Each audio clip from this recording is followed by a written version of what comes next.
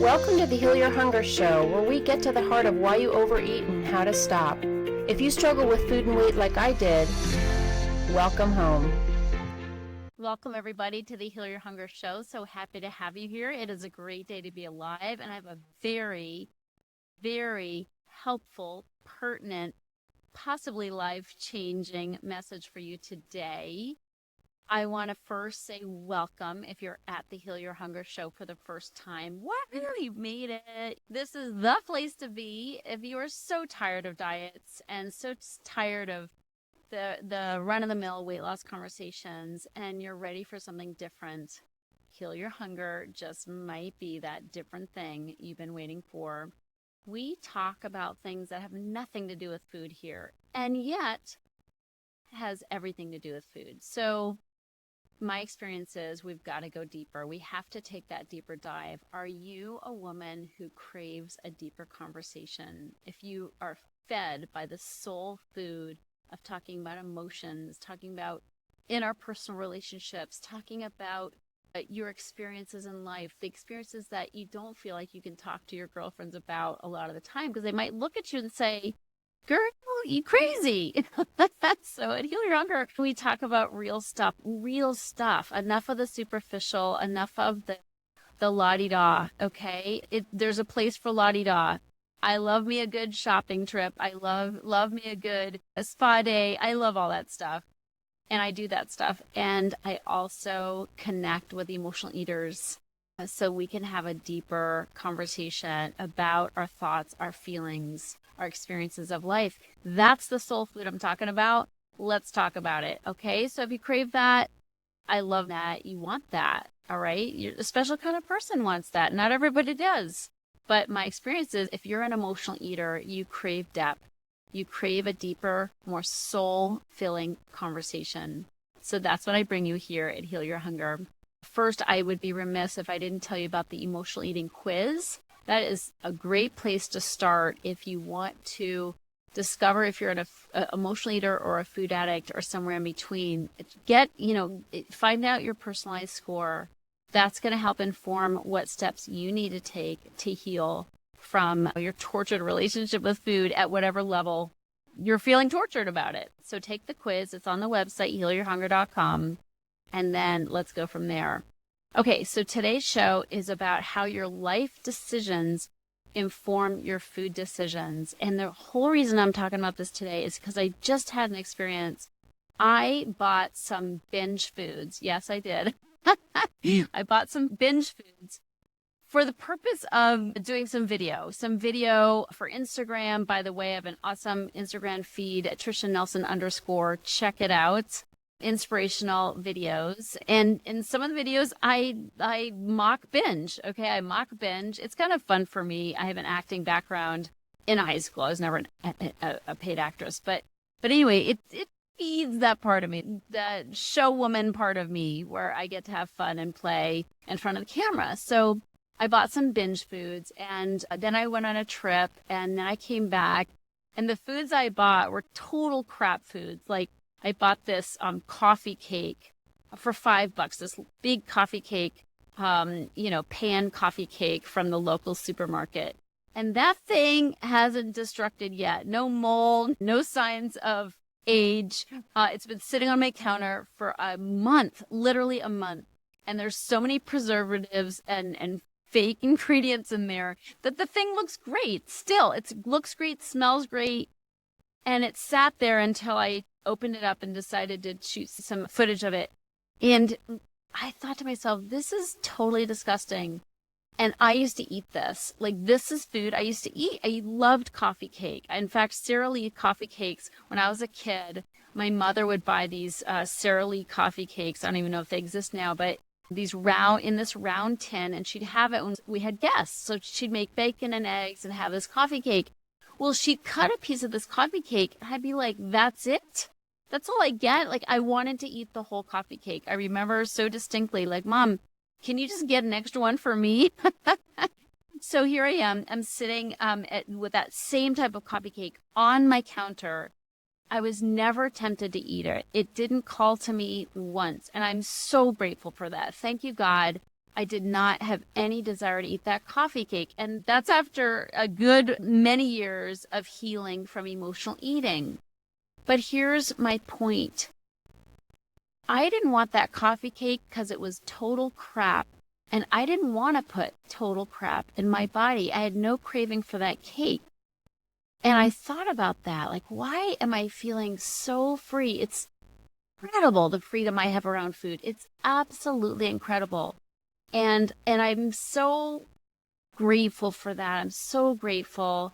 I never want to be in the binge mode I was in for so many years ever again. And this is exactly what I want for you. And every single day, talk to my clients and help them achieve this. So part of the reason why I have such a repulsion to this kind of food, which I have to say is not only a blessing, but it's also a day at a time blessing. Okay. I don't consider myself cured because it's my life decisions that inform my food decisions and cravings, frankly. I had a yummy salad for lunch. I'm going to have a yummy dinner, 3-meal magic all the way. And I don't crave the crap anymore because I make life decisions that are really good for me. And because I make good life decisions, I basically make good food decisions because my food decisions are directly affected by how I feel about myself. So I used to eat to feel good. Now I eat to feel good about myself. There's a big difference. I used to eat to feel good, like make me feel good right away, coffee cake. And now I eat to feel good about myself. Salad helped me make another healthy choice so I can keep feeling awesome. But it's my life decisions that determines how I'm feeling about whether I want to feel good in the moment or feel good about myself long term. Let me explain. Last night, I had a tough conversation with my partner. I was scared to have this conversation. I was like vulnerable. I was expressing a need. I was expressing a dissatisfaction with a certain way that we do things. And I needed to speak up. Now, I didn't speak up the moment I was dissatisfied. It's been kind of a growing issue. It evolved. It wasn't like an immediate ouchie or anything like that. So I knew it was an issue for me. I didn't take action until I knew it was time, till I was clear on what I needed and what I wanted to express. And then I did it. And he was so good and so receptive. We didn't come to a resolution, but I don't think that matters as much as my being open and honest about where I stood, which of course I was afraid to do. Of course I was afraid that I would rock the boat and he would hate me or reject me or leave me, and those crazy thoughts, right? I'm not a completely healed people pleaser. So I was afraid to be honest because I was afraid of the reaction. And of course, I knew I had to. When it became clear to me and I knew I couldn't hold this in any longer, say it or stuff it, friends. Say it or stuff it. I knew I had to say it, else I would stuff it. And I did. I had a really kind, loving, honest conversation. And he's so awesome that he was very receptive. And not that he, necessarily was happy about the conversation, but he was open and receptive about me sharing my heart, for which I'm so grateful. He's an awesome guy. But what I know is that decision, that life decision to speak up for myself, to share my need, to share my discomfort that I was living with, that was a healing decision for me. That helped me feel good about myself. So the next day, I don't want to hurt myself with food. I want to keep it going. I want to make decisions that make me feel good about myself. How do you build self-esteem? With self-esteemable actions, one action at a time. How do you make smart food choices? Make smart life choices. If we trash ourselves in our lives, if we don't speak up for what we need, if we're not honest, if we have secrets, if we have like a double life going on, we're going to feel bad about ourselves. And our food choices will match how we feel about ourselves. As within, so without. It's not about the diet, friends. It's not about a prescribed food plan. It's about feeling good enough about yourself that you want to treat yourself with respect and love. And your decisions in life have to be self-loving and self-respecting decisions. And when they are, you boost your self-esteem. And every time you boost your self-esteem, it brings you closer to making self-esteemable choices with food, self-respecting, self-loving choices. It's a different message, I know, but to me, it's the real deal. When you feel good about yourself, you want to treat yourself in the best possible way. I wouldn't dream of putting that coffee cake crap in my body. I'm not cured, okay? I could do that if I didn't speak up to my partner, if I didn't share my concern and my discomfort. I would live with a secret. I would live with a growing resentment. And when we resent, we also feel bad about ourselves. Yeah, we blame the other person, but it's us we're hating on. We're hating on ourselves for cowardly staying quiet. How many times have you done that? Have you needed to speak up and you didn't, and then you're mad at yourself?